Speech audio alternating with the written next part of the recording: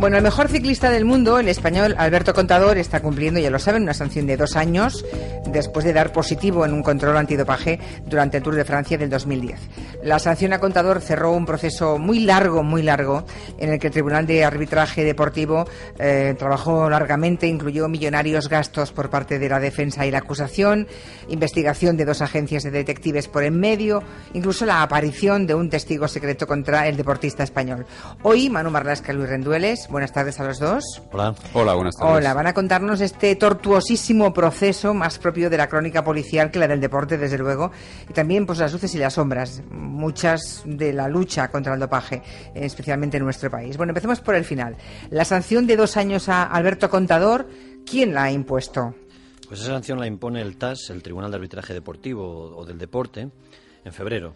El TAS es un órgano internacional que tiene sede en Suiza. Fue creado en el año 84 por el español Juan Antonio Samaranch para juzgar y solucionar conflictos olímpicos, y ha acabado, por desgracia, derivando en convertirse en la máxima autoridad mundial que decide las sanciones a los deportistas que son acusados de hacer trampas dopando. Lo que decide ese tribunal, ese órgano, digamos que no tiene marcha atrás, ¿no? Es inapelable. Bueno, ¿cómo empezó el caso Contador? ¿Cómo llegó hasta allí, hasta Suiza? Bueno, pues nos vamos hasta el 21 de julio del 2010, la jornada de descanso del Tour de Francia, la segunda jornada de descanso, y al día siguiente, es decir, el 22 de julio, se disputaba la etapa decisiva. Contador sacaba entonces 8 segundos de ventaja a Andy Schleck, y ese día, al día siguiente, se subía el Tourmalet, esa mítica cumbre de los Pirineos. La tarde-noche anterior, Contador y otros ciclistas, como su entonces compañero de equipo en el Astana, Alexander Vinokurov, pasaron un control de orina y de sangre. El Tour de Francia, repetimos, es el del 2010, siguió su curso, y Contador pues ganó el que era el tercer Tour de su vida. Pero aquel control de orina iba a darle el gran disgusto. Sí, porque el laboratorio suizo encontró en la orina de Contador 50 picogramos de clenbuterol, que es una sustancia prohibida por la WADA. Contador pidió entonces un contraanálisis de esa muestra de orina, que confirmó el primer resultado. Lo confirmó, ¿eh? Bueno, hablemos un poco qué es WADA, qué es la WADA, y hablemos un poco también de qué es el clenbuterol. Bueno, pues la WADA, en inglés, las siglas en inglés, o la AMA en castellano, es la Agencia Mundial Antidopaje. Fue creada también por Samaranch en el año 1999 y es una especie de policía o de fiscalía contra el dopaje. Es un organismo financiado por el Comité Olímpico Internacional, por los gobiernos de los países que componen este COI, para luchar precisamente contra las trampas, contra el dopaje. Para eso lo que hace es elaborar cada año una lista de sustancias prohibidas y también elabora un código mundial antidopaje con unas normas que son muy estrictas sobre el comportamiento de los deportistas. Bien, en cuanto a la WADA y en cuanto al clenbuterol, que es lo que se encontró en la orina de Alberto Contador, porque lo encontraron, está en esa lista de sustancias prohibidas para los deportistas, ¿no? ¿Qué es eso? ¿Qué es el clenbuterol? Es un medicamento legal en algunos países que se emplea en personas enfermos de asma, básicamente, para ayudarles a respirar mejor. Y en muchos países se ha usado también desde hace 30 años para engordar rápida e ilegalmente el ganado. Bueno, ¿y un deportista para qué lo puede tomar? Pues es un anabolizante, es decir, aumenta la masa muscular, es decir, la fuerza, la potencia y sobre todo la capacidad de recuperación. Es decir, el deportista que toma clenbuterol puede entrenar más, mucho más duro, un día y al siguiente, que si no lo tomara. Precisamente por eso está prohibido. Bien, entonces, Alberto Contador da positivo por este clenbuterol y entonces es cuando se inicia un proceso ante el cual él tiene derecho pues a la defensa, tanto deportiva como paralelamente, ¿no? Claro, Contador tuvo un primer problema en su defensa, a diferencia de otros deportistas españoles que dieron positivo, como por ejemplo fue el ahora entrenador del Barça, Pep Guardiola, cuando jugaba al fútbol en Italia. Guardiola dio positivo por nandrolona, que es una sustancia que se produce de forma natural en el cuerpo humano. Y su defensa, sus abogados, ya tuvieron que discutir sobre cantidades y si las producía naturalmente su organismo. Pero el clenbuterol, en el caso de Contador, es artificial, siempre viene de fuera. El cuerpo humano no lo produce. No lo genera ni un picogramo de clenbuterol. Así que la defensa de Contador era esta vez más complicada. Y aquí aparece la defensa basada en haber comido carne contaminada, ¿no? Si no se puede generar naturalmente, pues es algo que se ha metido en el cuerpo.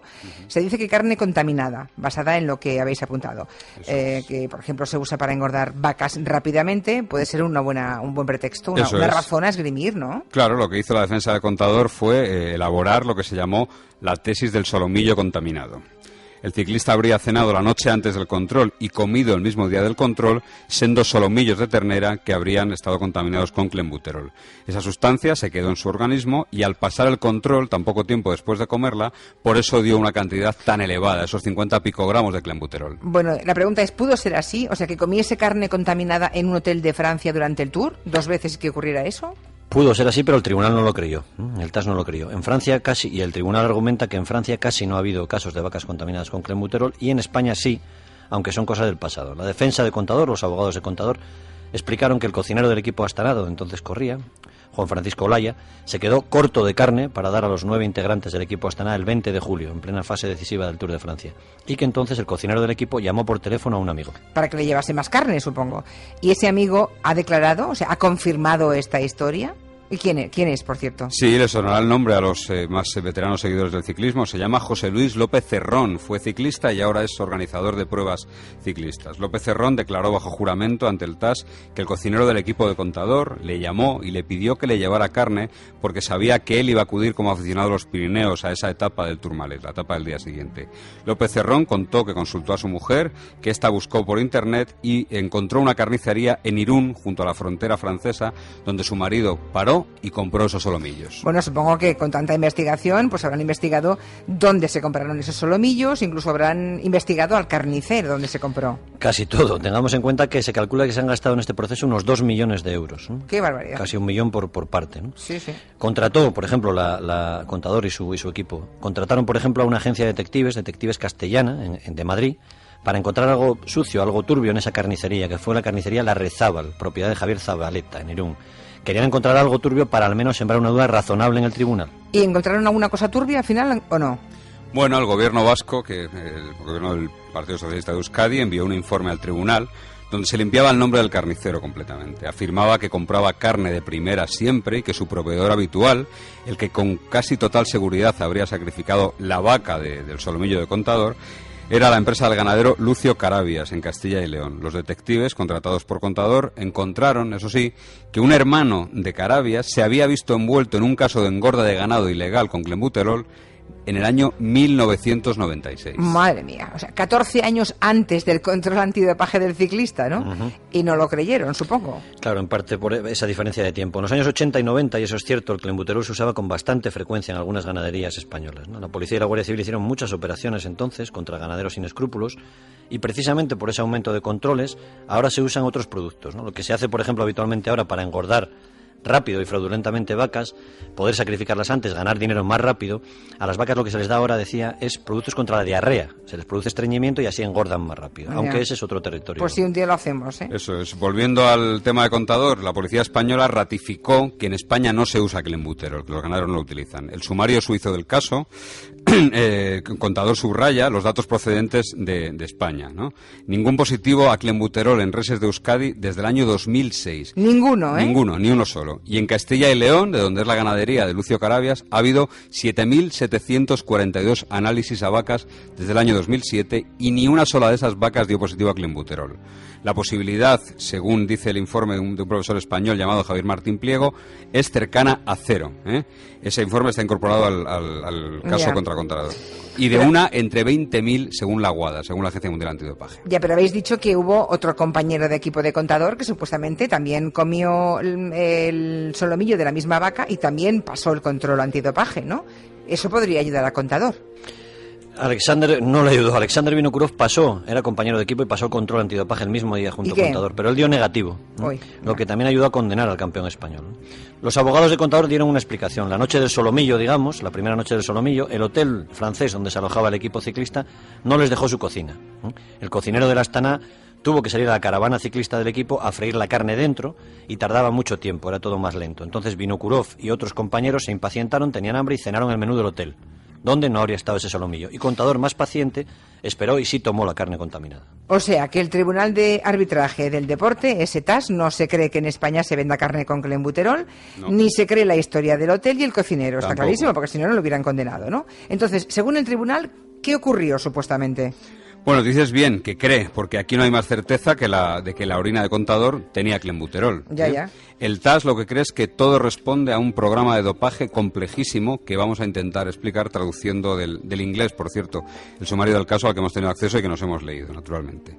Dice textualmente: el señor Contador se tomó unos 200 miligramos de clenbuterol al día. ¿Al día? Se entiende que mucho antes de empezar el Tour de Francia, de competir, para conseguir mucha mayor potencia, mayor capacidad de recuperación y poder entrenarse más. ¿Y ese es el clenbuterol que se encuentra después en su orina? ¿Es imposible? No. Lo que dice el tribunal, la teoría del tribunal, que sanciona 2 años a Contador, es que mientras tomaba ese clenbuterol también se sometía a un programa de transfusiones de sangre, algo que también está prohibido y considerado como dopaje. Aquello de que algunos deportistas se quitan sangre y luego se la vuelven a reinyectar, ¿no? ¿Ese fue el caso de Contador? Bueno, algunos deportistas, por ejemplo, todos los que trataban con el famoso Eufemiano Fuentes, se sacan sangre. Esa sangre lo que hacen es congelarla, se separan los glóbulos rojos del plasma a través de una especie de centrifugadora y al cabo del tiempo al deportista se le inyectan solo los glóbulos rojos. Es decir, de esta forma va a tener mucha mayor capacidad para fabricar oxígeno y, por tanto, para aguantar cualquier esfuerzo. En el caso Contador, lo que apunta el tribunal es que él se habría sometido a este método y además habría cometido un error. Se habría sacado sangre cuando tomaba el clenbuterol, se habría reinyectado el día del control antidoping del Tour de Francia para tener más energía en la etapa decisiva del Tour, y esa sangre tendría un resto de ese clenbuterol que sería el que se encuentra en su orina. Vale. Bueno, y en ese sumario contra Contador hay otros datos más que se consideran sospechosos. Esta semana, en el reportaje que publicáis en Interview, habláis de un testigo secreto, y también habláis de una cosa que se llama índice de talatos en la sangre. ¿Qué son los, ¿cómo se pronuncia esto? ¿Talatos? Falatos. Lleva una F delante de la Una F delante, bueno, por eso digo. Bueno, vamos a acordar ¿qué son los talatos estos? Bueno, pues los talatos lo que sirven es para hacer más suaves y flexibles las bolsas de plástico. Las bolsas de plástico que, entre otras cosas, llevan sangre para que puedan doblarse. En el mundo negrísimo del dopaje, estas bolsas se usan para conservar esa sangre que los atletas se quitan y luego se ponen. No me digas que tenía Y el 21 de julio del 2010, una muestra de la sangre de Contador dio elevadísimas tasas de talatos, lo que según el tribunal avalaría esa tesis de las transfusiones de sangre. En cuanto al testigo secreto que decías, es un masajista del equipo Liberty Seguros, en el que Contador corría en el año 2005, cuando era una joven promesa, un ciclista muy prometedor, que declaró en Suiza, iba a declarar en Suiza que el campeón español se inyectaba insulina, otro producto prohibido, ya en 2005 para correr el Tour de Francia, siguiendo instrucciones del gurú médico del dopaje, oficialmente es ginecólogo, el siniestro Eufemiano Fuentes.